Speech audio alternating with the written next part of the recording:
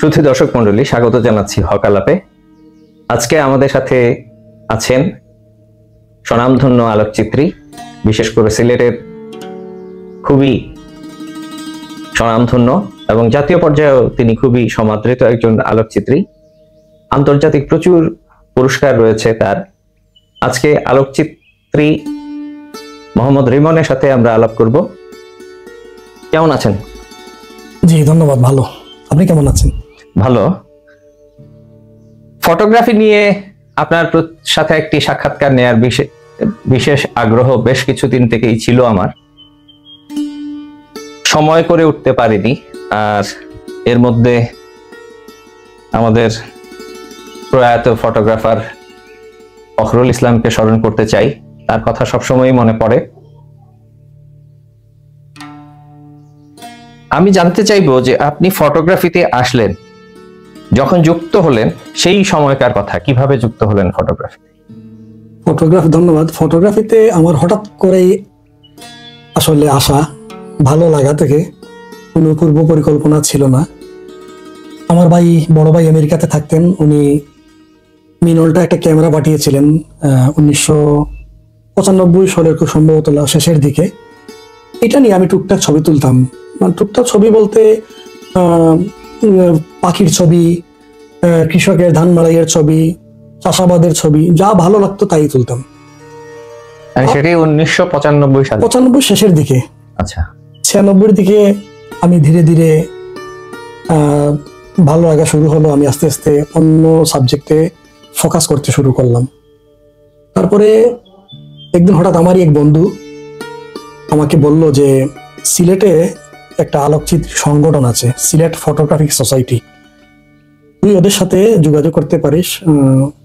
ওদের এখানে খুব সম্ভবত হাতে কলমে শেখানো হয় ফটোগ্রাফিটা। তারপর ওর কথায় আমি একদিন, সেই বন্ধুটির নাম ও বর্তমানে ওমানে আছে, ডক্টর রেজাউল কমর সাদি। আচ্ছা আচ্ছা। ও আমাকে বললো। তারপরে আমি শুক্রিয়া মার্কেটে, তৎকালীন শুক্রিয়া মার্কেটে ওদের অফিস ছিল, ওখানে গেলাম, দেখা করলাম। তারপরে ওনারা বললেন যে এবারকার সেশন তো শেষ হয়ে গেছে, তা আপনি আগামী বছরের জন্য অ্যাপ্লাই করেন। ফর্ম নিয়ে আসলাম। তারপর যথাসময়ে আমি 1997 সনের সম্ভবত মার্চ মাসের দিকে গেলাম। আমার ইন্টারভিউ হলো। আমার সাথে আমার আরেকটা বন্ধু ছিল, জিআর সুয়েল, ও আমার সাথে ইন্টারভিউ দিল। স্টুডিও মডেলস ছিল, এখন আচ্ছা আচ্ছা যুক্তরাজ্যে থাকে। এইভাবে আসলে ফটোগ্রাফির এটা শুরু আমার। বুঝতে পেরেছি। তার মানে জিআর সুহেল আপনি একসাথেই পরীক্ষা দিলেন। সেটা সংগঠনটির নাম কি ছিল যেন? সিলেট ফটোগ্রাফি সোসাইটি, সংক্ষেপে এসপিএস বলে। এসপিএস। তারপরে ফটোগ্রাফিতে আপনার দেশ ভাবনা ও মানবিক দৃষ্টিভঙ্গি, এই যে ফটোগ্রাফি আপনি করলেন, প্রথমে আপনি ফুলের ছবি তুললেন, পাখির ছবি তুললেন, কৃষকের ছবি তুললেন, তখন তো আপনার সেরকম কোনো প্রাতিষ্ঠানিক কোনো ছিল না, দিক নির্দেশনা ছিল না, আপনার একটি ভালো লাগা থেকে শুরু করা। তারপরে যখন আপনি সিরিয়াস হয়ে গেলেন এবং একটি সংগঠনে ঢুকলেন, সেখান থেকে আপনার ফটোগ্রাফিতে দেশ ভাবনা, সমাজ, মানুষ, এগুলো আপনার মানে কিভাবে আসলো? ধন্যবাদ। এটা শুরু হলো আমার যখন সিরিয়াসলি শুরু করলাম। আমি এসপিএসে বসে তৎকালীন সময় বাংলাদেশ ফটোগ্রাফি সোসাইটি থেকে মাসিক পত্রিকা বেরোতো, ওদের ম্যাগাজিন টাইপের। ওদের মাসিক যে কম্পিটিশনগুলো হতো, মান্থলি কন্টেস্ট, ওগুলো ছবিগুলো দেখতাম। সিনিয়র ফটোগ্রাফাররা কি ধরনের ছবি তুলেন, কিসের ভিত্তিতে এগুলা ছবি তোলা হয়, সাবজেক্টগুলা, বিষয়বস্তু, এইভাবে দেখে আমি ইন্সপায়ার্ড হই। তারপরে আমি নিজে নিজে মানে এগুলা তোলার চেষ্টা করি। প্রথমে যে কোনো ফটোগ্রাফারই, সেই সময় আপনার কথা থামিয়ে বলছি, সেই সময় যাদের ছবি দেখে আপনার প্রথম দিকে অনুপ্রেরণা আসলো, যাদের ছবি আপনার ভালো লাগলো এবং ব্যতিক্রম মনে হলো, তাদের দু একজনের নাম বলতে পারেন? জি অবশ্যই। তাদের মধ্যে দুজনের নাম না বললেই নয়। একজন হলেন বাংলাদেশের বিখ্যাত আলোকচিত্রী হাসান সাইফুদ্দিন চন্দন, আরেকজন হলেন ডক্টর রশিদুন নবী শুভ্র। আচ্ছা আচ্ছা। দুজনেই তখনকার সময়ের তুখর আলোকচিত্রী, বিপিএস এ সবসময় যাতায়াত থাকতো ওনাদের। তারপর ওনাদের সাথে আমার ধীরে ধীরে পরিচয় হয়, মত প্রকাশ করে আদান প্রদান হয়, কথাবার্তা হয়, এইভাবে শুরু। তারপর আমি আমার ভালো লাগার এটা দেখলাম যে অবহেলিত মানুষ যারা সমাজে যারা নিপীড়িত ওদের ছবি আমার তুলতে ভালো লাগে। একজন ভিক্ষুক বা মনে করেন যে পথচারী, তারপরে যাদের অঙ্গহানি ঘটেছে, হাত পাও নাই, ওদের ছবি তুলতাম, ওদের গল্প শুনতে চেষ্টা করতাম কিভাবে ঘটলো, কিভাবে ওদের এই দুরবস্থা হলো। অনেকের বিভিন্ন মানুষের আসলে বিভিন্ন ধরনের গল্প। মানে আপনি সেই মানুষের যেই এই সমাজে সেই মানুষ যে অসহায় অবস্থায় কেন রয়েছে এইসব প্রশ্ন আপনার মাথায় মাথায় আসলো এবং আমি এগুলাই করতাম। কিভাবে অ্যাক্সিডেন্ট হলো, এখন আপনি কিভাবে জীবিকা নির্বাহ করেন, আপনার পরিবারে কয়জন সদস্য, আপনি কিভাবে, আর কেউ আছে কিনা আপনাকে সাপোর্ট দেওয়ার মতো। অনেকে বলতে যে না কিছু করতে পারি না, কেউ কাজেও রাখেন না, তারপর ভিক্ষাবৃত্তিটা বেছে নিলাম, আমাকে এটা দিয়ে জীবন ধারণ করতে হয়, আমার বাচ্চাগুলো ছোট। অনেক অনেক ধরনের কথা বলতো, অনেক ধরনের গল্প। এক একজন মানুষের তো এক এক ধরনের, মানে মানুষের সেই ট্র্যাজেডি গুলো আপনাকে আরো বেশি। হ্যাঁ, তারপরে আমি আমার দেখলাম যে পিপল ফটোগ্রাফিটাই ভালো লাগে। প্রথম দিকে যেরকম আমি ল্যান্ডস্কেপ তুলতাম, পাখির ছবি তুলতাম, নৌকার ছবি তুলতাম, এগুলা ধীরে ধীরে আমাকে আর টানতেছে না। এগুলাতে আসলে আমি কোনো আর গল্প খুঁজে পাচ্ছি না। মূলত আপনি পিপলস ফটোগ্রাফিতে আসলেন মানুষের এই যে সংকট, এই যে সমাজে যে মানুষ নিগৃহীত এবং পিছিয়ে পড়া মানুষদের নিয়ে আপনার ভাবনা, আলাদা ভাবনা তৈরি হলো, সেখান থেকেই আপনার ফটোগ্রাফির পরবর্তী ইন্সপায়ার্ড হলাম আমাকে। তারপর আমি ঢাকাতে বিপিএস এ যেতাম, ওদের ইয়েতে দেখতাম, তো ওরা বিভিন্ন ম্যাগাজিন ওগুলা বসে বসে দেখতাম, ওগুলা নিয়ে আসা যেত না। ওগুলার উপর আবার আমাদের সদ্য যে বাংলাদেশের আলোকচিত্র অধ্যক্ষ মরহুম মঞ্জুর আলম বেগ সাহেবের বিভিন্ন যে আর্টিকেল গুলা উনি লিখতেন মাসিক পত্রিকাগুলাতে, ওগুলা সংগ্রহ করি। তারপর উনার লিখা আলোকচিত্রের উপর যে বাংলা বই, ডার্করুম এবং সহজ আলোকচিত্র, এগুলা আমি পড়ার চেষ্টা করি, পড়ে বোঝার চেষ্টা করি, নিজেকে নিজে প্রশ্ন করি কিভাবে আরো নিজেকে সমৃদ্ধ করা যায়, অ্যাডভান্স করা যায়, নিজেকে নিজের কাজকে আরো কিভাবে ভালো করা যায়। ফটোগ্রাফিতে এই যে আপনার বিশাল লম্বা জার্নি 1995 থেকে এখন হচ্ছে 2025, তার মানে প্রায় 30 বছরের আপনার ফটোগ্রাফি আলোকচিত্রী জীবন। তো এই জীবনে আপনি যাদের সাথে বিচরণ করলেন, যাদের কাছ থেকে অনেক কিছু জানলেন, বুঝতে পারলেন, এর পাশাপাশি আপনি কোনো বিশেষ কোনো কোর্স করেছিলেন কিনা বা ওয়ার্কশপে জয়েন করেছিলেন কিনা? হ্যাঁ, একটা কথা বলতে হয়, আমার শুরুটা আসলে বলতে হবে 1997 সনে। সিরিয়াসলি যদি বলেন, আমি যদিও মানে প্রফেশনাল ফটোগ্রাফার না, আমি সিরিয়াস ফ্রিল্যান্স ফটোগ্রাফার বলতে পারেন, লাইক অ্যামেচার। এটা যদি বলেন, আমার 97 সাল থেকে আমার সিরিয়াসলি ছবি তোলা শুরু, বা নেশা দুটোই বলতে পারেন আপনি। এবং ইন্সপায়ার কথা বলছেন নাকি?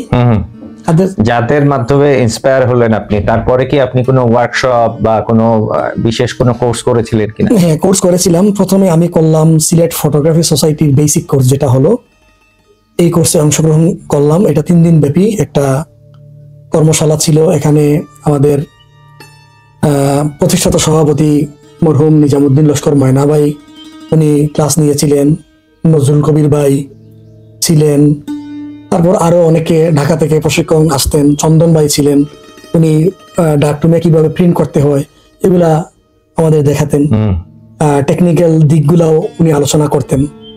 চন্দন ভাই তো মোটামুটি সিলেট প্রেমী একজন মানুষ। হ্যাঁ, সেই আলোকচিত্রের ক্ষেত্রে তার যে অবদান, তার যে সম্পর্ক সবার সাথে যতদূর আমি দেখেছি বা জেনেছি। আপনার সাথে কি রকম সম্পর্ক? আমার সাথে খুব ভালো সম্পর্ক। যখন এই সুযোগ হয় উনিও ফোন দেন আমাকে মাঝে মাঝে, এবং আমি ওনার সাথে যোগাযোগ রাখার চেষ্টা করি। ফটোগ্রাফিতে আপনি এ পর্যন্ত কতগুলো পুরস্কার পেয়েছেন, মানে আপনার অর্জনগুলো সম্বন্ধে যদি বলতেন? ফটোগ্রাফিতে এখন পর্যন্ত আমি আন্তর্জাতিক পুরস্কার পেয়েছি প্রায় 600টির মতো, বিশ্বের প্রায় 55টা দেশ থেকে, এটা আমার অর্জন। আর জাতীয় পর্যায়ে বললে আমি প্রায় 40টি জাতীয় পুরস্কার পেয়েছি। এখানের মধ্যে সব আবার প্রথম পুরস্কার বললে ভুল হবে, এখানে প্রথম, দ্বিতীয়, তৃতীয় সম্মান সূচক আছে, অনেক ধরনের পুরস্কার। জাতীয় আলোকচিত্র প্রতিযোগিতায় আপনি যেই সব সবচেয়ে বড় যে পুরস্কারটি পেয়েছিলেন সেটি সম্বন্ধে।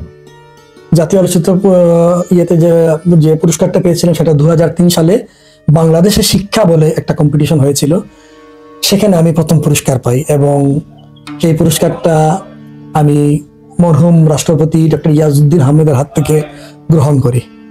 এই প্রতিযোগিতাটা মানে কারা আয়োজন করেছিল? এটা বাংলাদেশ ফটোগ্রাফি সোসাইটি আয়োজন করেছিল, বিপিএস যেটা।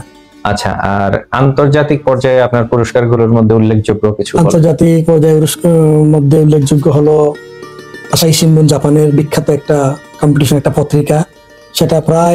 সেটা কি পত্রিকা না? সেটা একটা পত্রিকা আসাহি শিম্বুন একটা পত্রিকা, ওরাই আয়োজন করে 1927 সন থেকে। এটা এখন অবধি 27 সনে, মানে 1927, এখন 2025, মানে 98 বছর ধরে। হ্যাঁ, আমি এখান থেকে গোল্ড মেডেল পাই 2008 সনে। আচ্ছা, তারপরে আমি আর্জেন্টিনা থেকে সর্বোচ্চ পুরস্কার পাই, গ্র্যান্ড প্রিক্স, যেটা গ্র্যান্ড প্রাইজ। পর্তুগাল থেকে একবার গ্র্যান্ড প্রাইজ পাই। তারপরে আমি 2013 সনে নিকন ফটো কন্টেস্টে আমি দ্বিতীয় পুরস্কার পাই। ওই বছর প্রায় 1 লক্ষ ছবি জমা পড়েছিল। নিকন তো পৃথিবীর সবচেয়ে বড় কম্পিটিশন কয়েকটার মধ্যে একটা। জি, আপনি ঠিক বলেছেন। আসাহি শিম্বুনও সেরকম। জি, আপনি ঠিক বলেছেন, খুবই প্রেস্টিজিয়াস। এবং আমি যে বছর জয়েন করেছিলাম ওই বছর এখানে জুরি হিসেবে ছিলেন ভারতের প্রখ্যাত আলোকচিত্রী রঘু রায়। এই যে আপনার এত কিছু অর্জন, প্রায় 600 আন্তর্জাতিক পুরস্কার পেলেন আপনি, আবার দেশেও প্রায় 40টির মতো পুরস্কার পেয়েছেন, এখনো পাচ্ছেন, প্রতিনিয়তই আপনার দেখি, আমরা খবর পাই।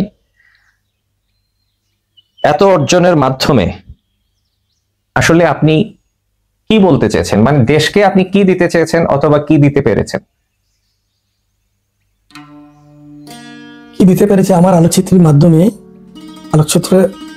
মাধ্যমে আমি এটাই বলতে চেয়েছি, মানে সমাজে যারা অবহেলিত, এটা মানে সমতা কিভাবে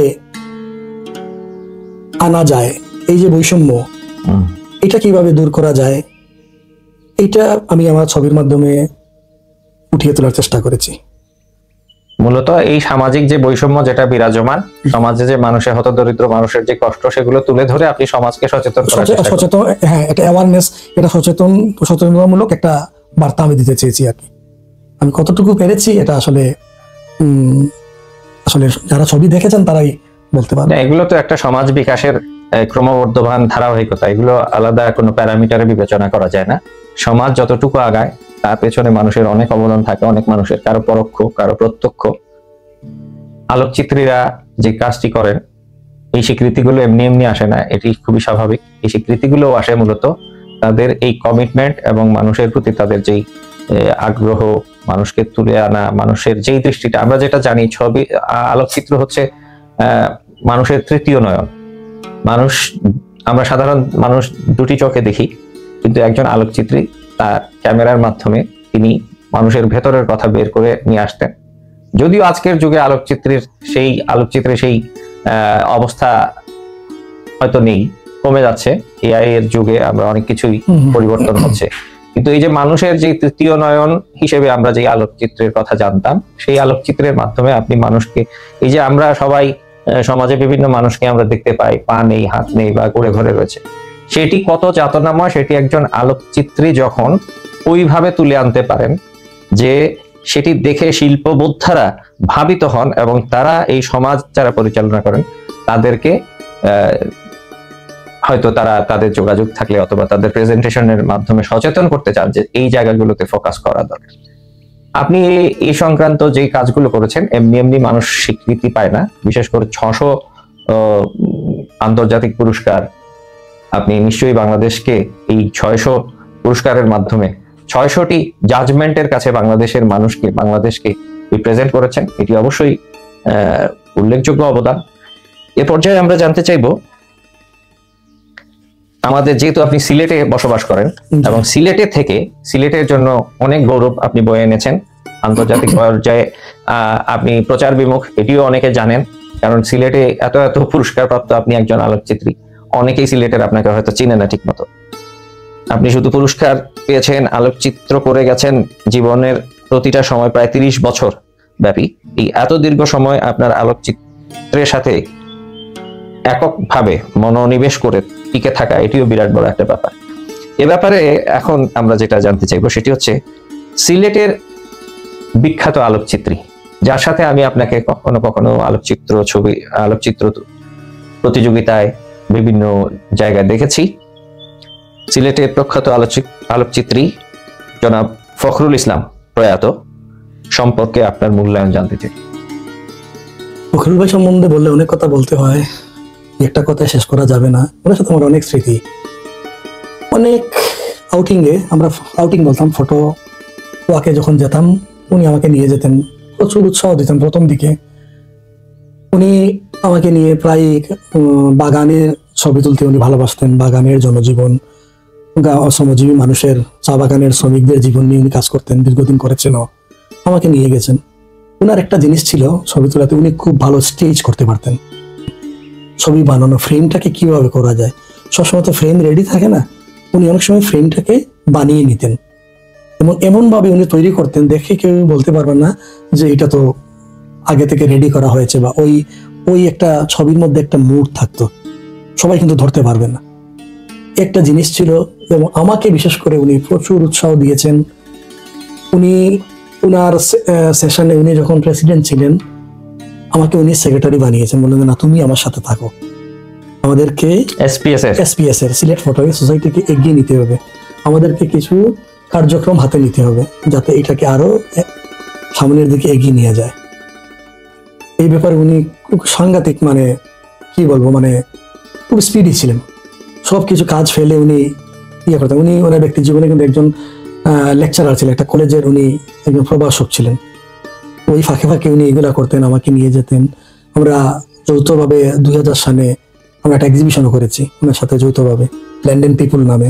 আচ্ছা, আমার ধারণা উনি সিলেটের প্রত্যেক ফটোগ্রাফারের সাথেই এরকম অ্যাটাচ ছিলেন, কারণ আমি যাদের সাথে বিভিন্ন সময় আলাপ আলোচনা করেছি সবাই দেখেছি তার প্রতি যথেষ্ট শ্রদ্ধাশীল। তার মধ্যে খুবই গুরুত্বপূর্ণ কয়েকজনের মধ্যে আপনিও ছিলেন। হ্যাঁ, এটা অনেকের সাথে ওনার সুসম্পর্ক ছিল। আমি যখন যেতে পারতাম না, ওনার সাথে ছবি তুলতে বেরোতে পারতেছি না, কোথাও একটা কাজ পড়ে গেছে, উনি অন্য আরেকজনকে নিয়ে গেছেন। সবাইকে মানে উনি উৎসাহ দিতেন, বুঝাতেন যে এটা এইরকম করো। কোনো একটা কম্পিটিশন আমাকে বলতেন, তুমি কোনো একটা কম্পিটিশন খবর পাইলে আমাকে জানাবে। আগে কিন্তু প্রথমত ইন্টারনেটের এত প্রচলন ছিল না, ওইগুলা আমাদের সিলেট ফটোগ্রাফি সোসাইটিতে মেইল করে বিপিএস থেকে ওরা কম্পিটিশন ফর্ম পাঠিয়ে দিত। অনেকটা ফর্ম থাকতো, ওইগুলা ইংরেজি ভাষায় না, স্প্যানিশ বা ফ্রেঞ্চ ভাষায়, ওদের ইয়েতে ইংলিশ ভার্সনটা ছিল না। তো তখন আমরা আবার ওইটার জন্য শুভ্র ভাই, মানে ডক্টর রশিদুল নবীকে আমরা ফর্ম দিতাম, শুভ্র ভাই এইটা এইরকম লিখছে, এটা কি হবে, এটা কোন জায়গায় কি লিখবো ফর্মের। উনি এই ব্যাপারে হেল্প করতেন। তুমি কথা বলো, তুমি কথা বলে এটা জেনে নাও, এটা কিভাবে লিখবো, এটা ভুল হয়ে গেলে তো আবার ইয়ে করা যাবে না। আগে প্রিন্ট করতে হতো, হার্ড কপি প্রিন্ট করে এটাকে আবার প্যাকেট করতে হতো, প্যাকেট করে পোস্ট অফিসে লাইনে দাঁড়িয়ে আমরা এটা ছাড়তাম, কুরিয়ার করতে হতো। অনেক কষ্ট ছিল, এখনকার মতো না, অনেক যত্ন নিয়ে। মানে আপনার সেই ছবিগুলোর কম্পিটিশন গুলোর ইনফরমেশন পাওয়াও কঠিন ছিল, কারণ নির্দিষ্ট কয়েকজন ছাড়া এই ইনফরমেশন গুলো আপনাকে শেয়ার করবে না, সবাই শেয়ার করবে না। প্লাস হলো বাংলাদেশে ওই সময় খুব বেশি ফটোগ্রাফার কিন্তু কম্পিটিশনে জয়েন করতো না। আচ্ছা আচ্ছা, সবাই ছিলেন প্রফেশনাল, কিন্তু হ্যাঁ অন্যান্য ইয়েতে ছিল, কেউ স্টুডিও ইয়ে করতে, কেউ ডকুমেন্টারি করতেছে। মানে কম্পিটিশনে জয়েন করে ছবি তুলে যে কন্টেস্টে পাঠাবে, ওর ছবির মূল্যায়নটা কিভাবে হয় বা ওর ইয়েটা কোন লেভেলে আছে, ওইটা ইয়ে করতে খুব বেশি মানুষের ওই সময় আগ্রহ ছিল না। এখন তো অনেক ফটোগ্রাফার ছেলে মেয়ে অনেক এগিয়ে আসছে, কম্পিটিশনে জয়েন করে পুরস্কারও পাচ্ছে, অনেক ভালো করতেছে। এ পর্যায়ে দেশ বিদেশ এবং অবশ্যই সিলেটের মোট কয়েকজন আমি বলছি না, কারণ সে আপনাকে কোনো সার্কিট ব্রেকার দিতে চাই না। আপনার কিছু পছন্দের আলোকচিত্রীর নাম বলবেন, যাদের কাছ থেকে আপনি অনুপ্রেরণা পেয়েছেন আজকের এই পর্যায়ে আসার। জি, প্রথমে বলতে হয় মার্কিন যুক্তরাষ্ট্রের দুজন ফটোগ্রাফার, একজন হলেন James Nachtwey, in war and conflict photographer, এবং আরেকজন হলেন স্টিভ ম্যাকক্যারি। তারপরে আমার ভালো লাগে ব্রাজিলিয়ান ফটোগ্রাফার সাবাস্তিও সালগাদো, পৃথিবী বিখ্যাত ফটোগ্রাফার। তারপরে ভারতের রঘু রায় আছেন। তারপরে অনেকেই আছেন আসলে। বাংলাদেশে যদি বলতে হয়, বাংলাদেশে আমার কাজ ভালো লাগে জিএমবি আকাশ, তারপরে আগের সময়ের বললে হাসান সাইফুদ্দিন চন্দন, ডক্টর রশিদুল নবী, ওদের কাজ ভালো। সিলেটের বললে সিলেটে অনেকেই আছেন, তার মধ্যে একলাস উদ্দিন, একলাস ভাই, আমাদের একলাস ভাইয়ের ছবি ভালো ভালো তোলার চেষ্টা করেন। ধন্যবাদ আপনার কাছ থেকে যেগুলো জানলাম। এরপরে দুটি প্রশ্ন রয়েছে। একটি হচ্ছে দেশের বর্তমান বাস্তবতাকে কিভাবে মূল্যায়ন করবে? দেশের বাস্তবতা এই পর্যায়ে আমি বলে নেই, আপনার সাক্ষাৎকার শেষে আপনার এই অ্যাওয়ার্ড গুলো সম্পর্কে আমরা ছোট একটি ভিডিও ক্লিপ তৈরি করব, সেই ব্যাপারে আপনার সাথে তখন কথা হবে। দর্শকরাও আপনারা দেখতে পাবেন জনাব রিমন কোন কোন পুরস্কার পেয়েছেন, সেগুলো আমরা আপনাদেরকে দেখানোর চেষ্টা করব। হ্যাঁ, প্রশ্নটা ছিল দেশের বর্তমান বাস্তবতাকে কিভাবে মূল্যায়ন করবে। দেখেন, 5ই আগস্টের গণ অভ্যুত্থানের মধ্যে দিয়ে একটা জাতি বিগত সরকারের পতন ঘটিয়ে একটা এই জেনারেশন একটা আশা আকাঙ্ক্ষা নিয়ে একটা বিপ্লব ঘটিয়েছে। আমার আশা থাকবে আগামী দিনে যে নির্বাচিত সরকার আসবেন, প্রথমেই আমি বলবো এই সরকারকে আইনের শাসন, সমতা, গণতন্ত্র, এই কয়েকটা দিকে ফোকাস করতে হবে। এ পর্যায়ে আমি যেটা বলতে চাই সেটি হচ্ছে যে আমাদের আশা থাকবে যে রাষ্ট্র যারা পরিচালনায় আগামীতে আসবেন তারা যেন অবশ্যই সৎভাবে ন্যায়ভিত্তিক সমাজ প্রতিষ্ঠায় ভূমিকা রাখেন, তারা যেন আইনের শাসনকে সুপ্রতিষ্ঠিত করেন এবং সর্বোচ্চ সততা। আইনের শাসন প্রতিষ্ঠিত হলে, ন্যায়ের শাসন প্রতিষ্ঠিত হলে অবশ্যই সমাজ থেকে দুর্নীতি চলে যাবে। তাহলে আমাদের আজকের প্রশ্ন করব আপনার সাথে, যেগুলো আলাপ আলোচনা প্রায় অধিকাংশ শেষ হয়েছে। আপনার সাথে আলাপ করে আলোকচিত্র সম্বন্ধে অনেক কিছু জানলাম। আপনার দীর্ঘায়ু কামনা করি এবং কামনা করি আপনি এভাবেই আরো প্রচুর আলোকচিত্র চালিয়ে যাবেন আজীবন, এবং এই আলোকচিত্রের মাধ্যমে বাংলাদেশকে রিপ্রেজেন্ট করে আপনি ইতিপূর্বে 600-র মতো যেই অ্যাওয়ার্ড পেয়েছেন সেগুলো জারি থাকবে, সেগুলো আগামীতে আরো বাংলাদেশের সম্মান বৃদ্ধি করবে। জনাব রিমন, আপনি আমাদেরকে আপনার অ্যাওয়ার্ড গুলো সম্বন্ধে এক সংক্ষিপ্ত আকারে আমরা যখন ভিডিও করব আপনি আমাদেরকে একটু দেখিয়ে দেবেন, এবং এ পর্যায়ে আপনাকে ধন্যবাদ জানিয়ে এখানেই আমাদের আজকের আলোচনা শেষ করতে চাচ্ছি। আপনাকে ধন্যবাদ আমার এই ছোট্ট ইন্টারভিউ নেওয়ার জন্য, এবং দর্শকের উদ্দেশ্যে বলবো যে সবাই ভালো থাকুন, দেশের জন্য দোয়া করবেন যাতে আমরা আগামীতে সুন্দর সমৃদ্ধ একটা বাংলাদেশ পাই। ধন্যবাদ। শুধু দর্শক শুনলেন, দেখলেন জনাব রিমনের কথা। আপনারা সবাই আমাদের সাথেই থাকবেন। হক আলাপ প্রতি সপ্তাহে একজন গুণী মানুষের সাথে আপনাদের পরিচয় করিয়ে দেবে। আমরা সব সময় চাইব সমাজে যারা সমাজকে নির্লোভভাবে শুধু দিয়েই গেছেন তাদের সাথে আপনাদের পরিচয় ঘটাতে। আপনারা আমাদের সাথেই থাকবেন এবং সম্ভব হলে আমাদের চ্যানেলটি সাবস্ক্রাইব করে রাখবেন। সবাই ভালো থাকুন, সুস্থ থাকুন, নিরাপদ থাকুন, এই প্রত্যাশা রইল। অনেক শুভকামনা। আমরা এই পর্যায়ে জনাব মোহাম্মদ রিমনের অ্যাওয়ার্ডগুলোর সাথে পরিচিত হব।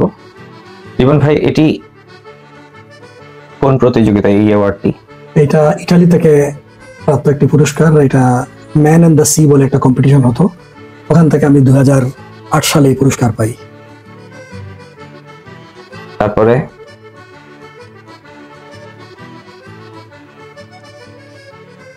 এটি ইটালিতে গ্র্যান্ড ট্যুর কুলিং বলে একটা ফটো সার্কিট হয়, এখান থেকে আমি বেস্ট ফটোর এই যেটা প্লাগটা পেয়েছিলাম। আচ্ছা, এদিকে আরেকটা দেখছি সেম এটা আরেকটা সার্কিটে একটা সেরেমনি পাইছিলাম। আমরা উপর থেকে আসি, কিন্তু সম্ভবত এটি আশাই সিম্বনের নাকি না? এটা হলো সেলিব্রেটিং লাইফ। এটা ডেইলি স্টার একটা কম্পিটিশন করতো নেশন ওয়াইজ। আচ্ছা, স্ট্যান্ডার্ড চার্টার্ড ব্যাংকের স্পন্সরে। আচ্ছা, ওখানে আমি পুরস্কার পেয়েছিলাম 2010 সালে। 2010-এ? জি। এটি হলো বুলগেরিয়া থেকে 2022 সালে পাওয়া তাদের গ্র্যান্ড প্রাইজ। এটা প্রদীপ সিটি অফ কাউন্সিল বুলগেরিয়া, ওরা এই কম্পিটিশনটা করে, এখান থেকে আমাকে এই পুরস্কারটা দেয়।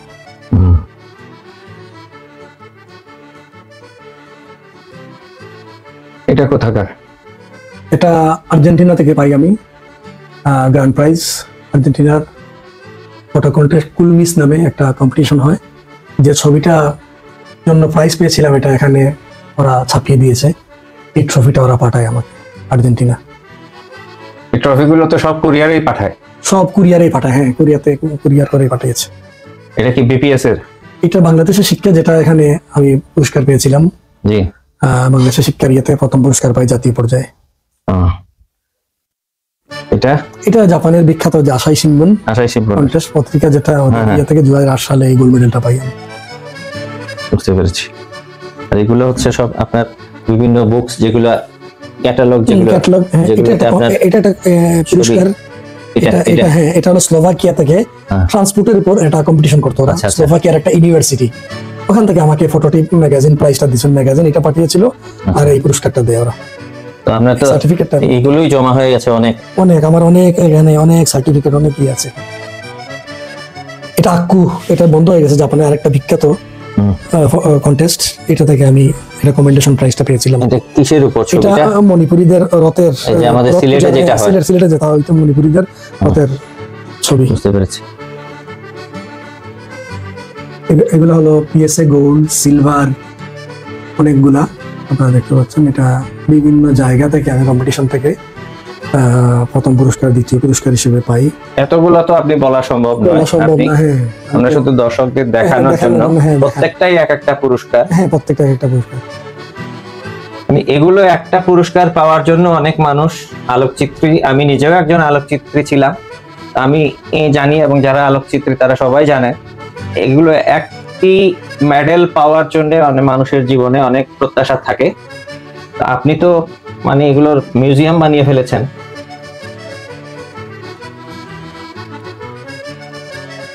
মানে সবগুলোই দেখছি আন্তর্জাতিক। টার্কির কম্পিটিশনে গোল্ড মেডেল। এগুলো হ্যাঁ, টার্কির গোল্ড মেডেল। টার্কি থেকে গোল্ড মেডেল 2বার পেয়েছেন? হ্যাঁ, টার্কির ওদের ইয়ে থেকে 2বার। আর এটা নিকন, ওই যে নিকনের যেটা বললেন, এটা থেকে আমি সেকেন্ড প্রাইজ পাই আর কি 2012-13 নিয়ে। অরহান হোল্ডিংস এ পেয়েছিলেন? হ্যাঁ, অরহান হোল্ডিং থেকে ওদের আমি স্পেশাল জুরি পেয়েছিলাম। এটা মূলত ওই যে সিটি সম্বন্ধে এই কম্পিটিশন গুলো হয়। এটা কি রাশিয়ান? না, এটা টার্কি। হ্যাঁ, আচ্ছা। ফিয়াপ গোল্ড, জিপিইউ গোল্ড। এটা হলো জিপিইউ গোল্ড, এটা ইয়ে করে গ্লোবাল ইউনিয়ন অফ ফটোগ্রাফি, এটা গ্রিসের একটা সংস্থা, ওরা ইয়ে করে এটা। আর এটা হলো ফিয়াপ গোল্ড, এটা ব্রোঞ্জ। এগুলোর ফেডারেশন। আপনি তো ইফিআপ হয়েছেন? আমি ডিস্টিংশন ইফিআপ নিয়েছি। হ্যাঁ, এটা ইকুইভ্যালেন্ট মাস্টার্স আর কি, মাস্টার্সের সমতুল্য এটা দিয়েছিল ওরা। আপনার এগুলো দেখে সত্যি ঈর্ষা হয়, অন্তত ফটোগ্রাফার যারা তারা এরকম একটি অ্যাওয়ার্ডের জন্য উন্মুখ হয়ে থাকেন। এটা সিঙ্গাপুরের একটা মেডেল, এটা মেমোরিয়াল অ্যাওয়ার্ড, গোল্ড মেডেলটা দেয় আমাকে ওরা। আচ্ছা। এটা হংকং এর, এই দুটোই হংকং থেকে আসা। আচ্ছা। এটা আইএসএফ, এটা একটা ইউরোপের একটা কম্পিটিশন থেকে পাওয়া গোল্ড মেডেল।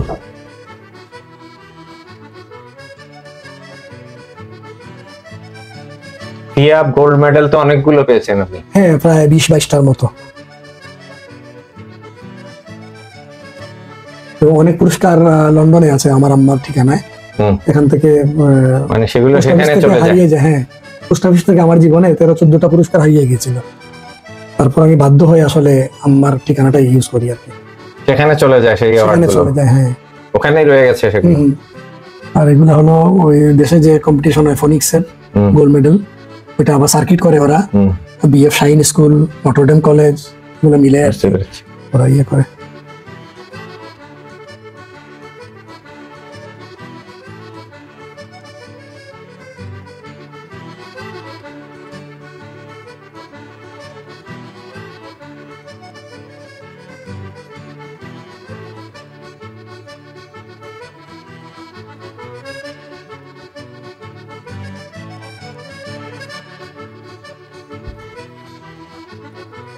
এটা আমার একটা পুরস্কার, এটা চেক রিপাবলিক থেকে, বেস্ট জার্নালিজম এর উপরে লেখাই আছে। এটা কিসের ছবিটা? একজন খেলাধুলা করতেছে আর একজন মানুষ চা শ্রমিক ওর বাচ্চা এবং ভাতিজারা খেলতেছে আর উনার আচ্ছা। পা নাই, অ্যাক্সিডেন্টে পাটা হারাইছে, উনার ইচ্ছা পোষণ করতেছে আর কি, উনার যদি একটা একটা ফুটবলে কিক করতে পারতো, উনার আক্ষেপ আর কি, উনি দাঁড়িয়ে খেলা দেখতেছে।